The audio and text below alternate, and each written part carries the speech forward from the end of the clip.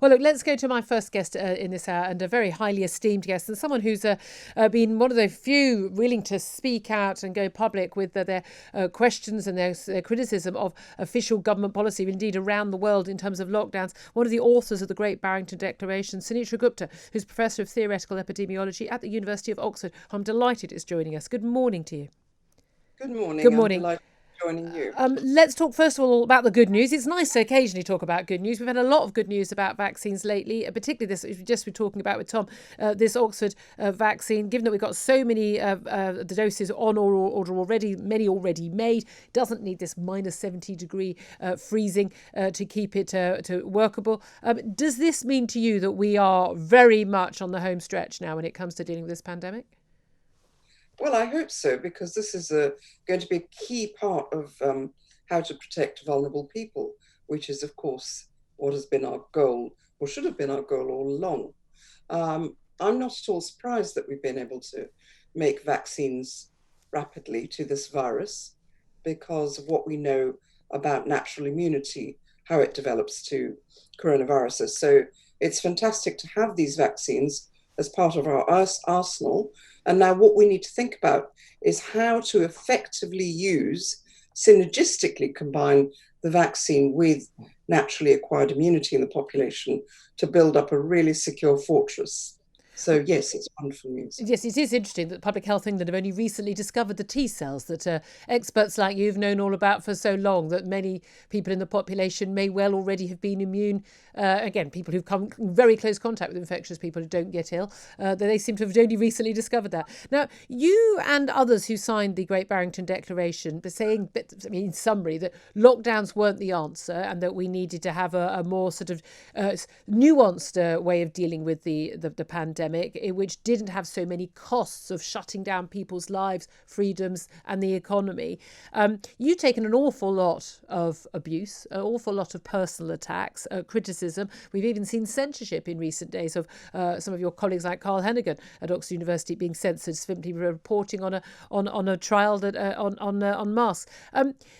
Your main argument has been all along not that this virus isn't dangerous, not that no action should be taken whatsoever, that ridiculous let it rip phrase, but that we need to have a proportionate response to the threat that this virus proposes. You've been opposed to the lockdown. What do you make of the tiers and the restrictions that we're told, going to enter from December the 3rd? Well, I think that still leaves the doors open to the enormous harms of lockdown. I mean, that has been my entire sort of raison d'etre in this. I mean, being involved in any of this is to keep the harms of lockdown in sharp focus. I thought that needed to happen right at the outset, because I think lockdowns, as I've said many times before, are a luxury of the affluent. And not just the affluent within a country, but there are only certain countries that can afford to lock down. So as is evident from what other countries have done, most developing countries cannot afford to go into lockdown. The harms are too extreme. And the truth is that the UK also actually cannot afford to go into lockdown, not even while it's waiting for a vaccine to come on board. But this does not mean, as you just said, that it should be let to rip. That what we were suggesting is that there is this alternative middle ground between letting it rip and letting it drip. And I use the word drip, with the intention here, because lockdowns also do not actually solve the problem. So you could even argue that lockdowns extend the problem to a point where more vulnerable people will eventually die. I mean, let's face it, within the year that we've been locked down, several of us who weren't vulnerable have become vulnerable. We've also lost our immunity possibly to some of the other coronaviruses, which I am certain produce part of the barrier against it. So I think lockdowns cause enormous harm. The UK, just like other developing countries, just some developing countries, cannot actually afford to be in lockdown. We're fortunate that we can afford focusing protection on the vulnerable, this too is a luxury for many developing countries. Well, indeed, I mean, there is an argument that actually the prospect of being in lockdown of sort of some version, you can call it lockdown, call it tier 3 or tier 4, whatever, it's still a version of lockdown, isn't it? For months and months and months on end, in the hope that a vaccine would be invented, that perhaps may have been impossible eventually politically for this government and indeed other governments. We're seeing mass protests on the streets of most major cities around Europe now about these restrictions on people's lives and freedoms and businesses and jobs. But the prospect of a vaccine being rolled out, any of these 3 vaccines we know about already, being rolled out in a matter of weeks or months, that perhaps makes it a bit easier because people say, well, do you know what? It's not much longer. We can see the light at the end of the tunnel. By Easter, we'll all be okay. In which case, people may be more willing to go along with ongoing restrictions, whether or not those restrictions will in the end save lives or not. Do you think the cost-benefit analysis changes now that we have got these vaccines and makes actually these restrictions much more viable and relatively less costly? No, I don't think so. I think that enormous harm has already been done, and these lockdowns should be stopped with immediate effect. And sort of having different levels of lockdown is actually quite problematic in that it can conceal some of the harms being done. For example, I was just thinking, we keep saying that schools are open, but they're not really open in a way that that prevents the harm that would accrue from particularly deprived children not being able to go to school, because school terms are interrupted regularly, that their attendance is interrupted regularly by someone in their class becoming positive. So actually taking away a blanket lockdown and having something tiered or whatever it is just runs the danger of actually perpetrating some of these harms. I don't think we can afford to stay in lockdown till Easter at all. We've already caused enormous harm. Deaths will mount, poverty will increase, unemployment will go through the roof.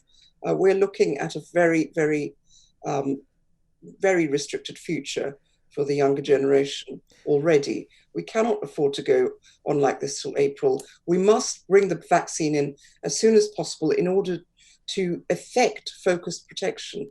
That is to say, in order to protect the vulnerable and with immediate effect, make sure that the lives of those people, the poor and the young, can go back to normal. What do you make of this claim we had last week from a senior advisor to the government about for every one day off we have for Christmas to sort of see family members and have households mixing indoors, that would be, first of all, she said 2 days of lockdown restrictions in January. Then within hours it was changed to 5 days. So 5 days at Christmas, 25 days of lockdown in January, we're told. Have you seen any work, any analysis which would justify that? I don't think these things can be determined by analysis. I mean, I'm a theoretical epidemiologist, and I know what models are good for, and they are fantastic conceptual tools. And when I say conceptual tools, I don't just mean airy-fairy sort of notional things. I mean, we've used models to actually generate patents for vaccines, but models are conceptual tools. You cannot use them to make these kind of very specific predictions about what 1 day of mixing equates to. Is it a load of nonsense for them to claim that?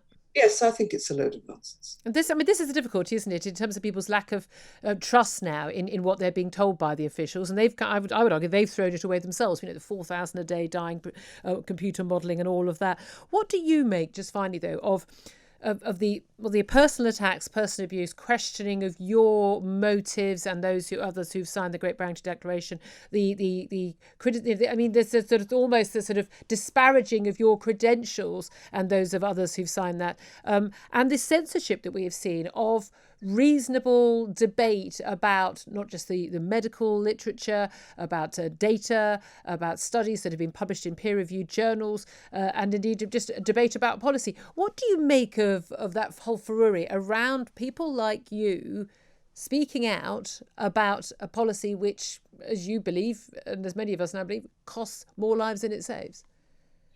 I think it's a peculiar sociological phenomenon.